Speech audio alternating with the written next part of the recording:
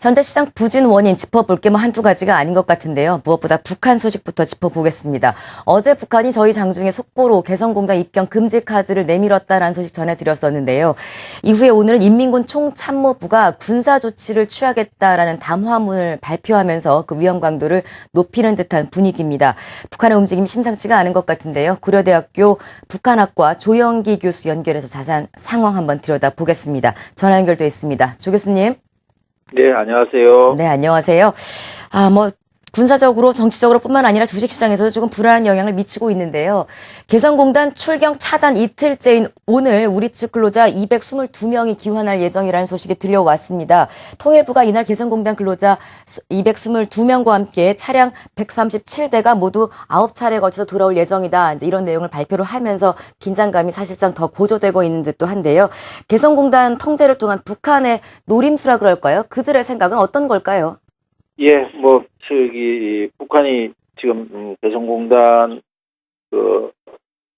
지난 3월 31일 대변인 발표를 통해가지고, 이 폐쇄를 하겠다고, 이야기를 한 지 4일 만에 이런 일이 벌어졌는데, 예전에도, 이런 개성공단을, 피리졸버 한미연합사, 연합훈련에 반발해서 차단한 일이 4년 전에도 있습니다. 그런데, 근본의 4년 전의 폐쇄 조치하고 5번의 폐쇄 조치하고는 조금 다른 상황이 아닌가 저는 이렇게 조금 봐지고 있고요. 이런 북한의 이런 지난 3월 31일 이런 발표가 났을 때 우리 정부에서 조금 더 손쉬운 대처를 했어야 되지 않는가 이런 아쉬움이 지금 조금 남아 있습니다. 제가 북한이 지금 이런 개성공단을 통제하는 것은 지금까지 국제사회에 대해서 압박 수위를 지금 높여오고 있고 또 국제사회 압박 수위를 높이는 과정에서 한국에 대한 압박 수위도 높이고 있다. 그런 카드를 전부 다 지금 하나씩 차근차근 끄집어내고 있고 카드를 제시하고 있는 과정 중에서 이제 마지막 카드가 아마 개성공단의 카드가 아닌가 이렇게 봐지고 있습니다. 일단은 개성공단과 관련돼서 이 마지막 카드를 내고 있는 것은 한 3가지 정도로 이렇게 봐볼 수 있을 것 같습니다. 일단은 4월이 북한으로 봤을 때는 굉장히 큰 정치 행사가 있습니다. 4월 15일 김일성 생일이고 그리고 4월 말이 또 북한군 창립 기념일이고 이런 거가 있기 때문에 북한 주민들에게 긴장을 조금 강조를 해서 내부 결속을 강화하려는 의도가 있고 대외적으로는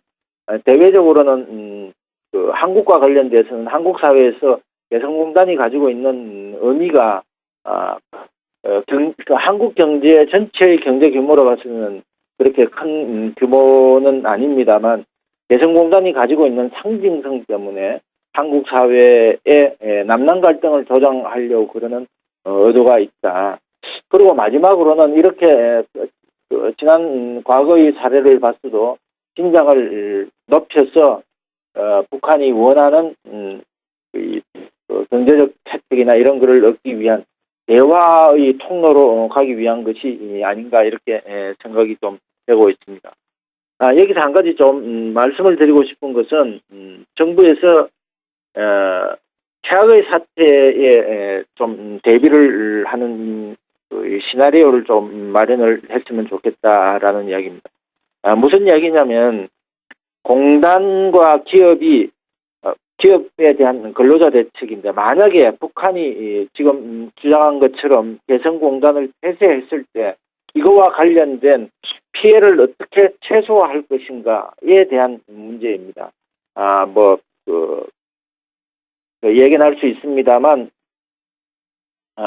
우리 지금 근로자들이 약 한 800여 명이 지금 개성공단에 이 근무를 하고 있는데 이 사람들에 대한 생명에 대한 부분이라든지 또는 기업체들이 투자한 금액에 대한 그 보상이라든지 이런 문제를 조금 검토를 해줬으면 하는 바람입니다.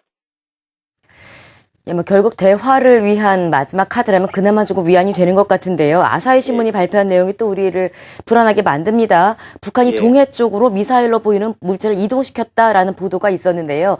북한의 향후 행보에 대한 전망도 궁금하고요. 또 여기에 대해서 우리 정부는 과연 어떤 대응을 해야 될지 두 질문 합해서 질문 드리겠습니다. 좀 간단한 답변 부탁드릴게요. 예.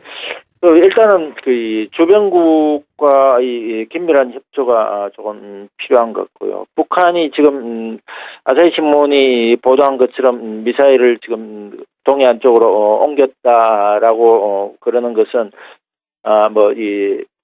추측건대는 장거리 미사일을 발사하는 거가 아닌가. 그리고 그것은 지난 3월 중순경부터 대두되었던 문제들이고, 이거에 대한 좀 더 긴밀한 대응 시나리오를 좀 마련했으면 좋을 것 같은데,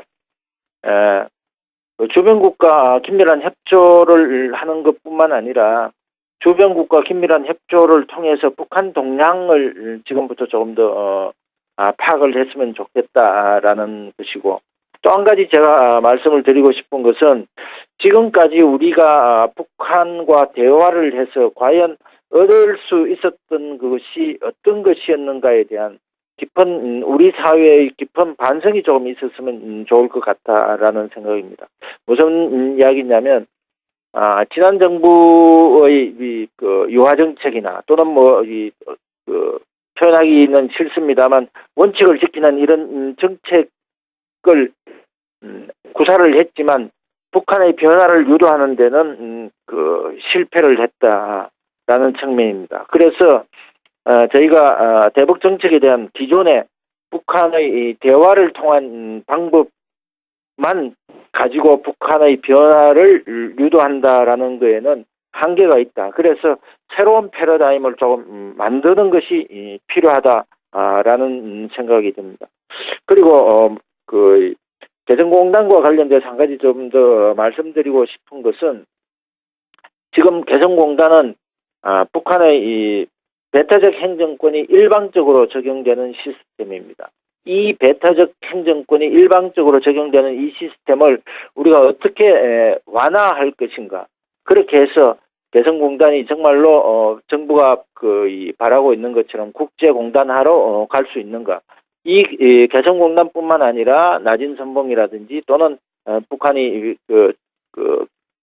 경제적으로 지금 이야기하고 있는 황금평이라든지 이런 모델을 개혁개방의 기지로 확보하기 위해서는 북한의 일방적 배타적 행정권이 일방적으로 적용되는 이런 시스템을 어떻게 바꿀 것인가에 대한 좀 논의라든지 또는 대북 정책의 수단이라든지 방법이라든지 이런 거를 조금 개발을 하는 것이 필요할 것 같다라는 생각이 듭니다. 네.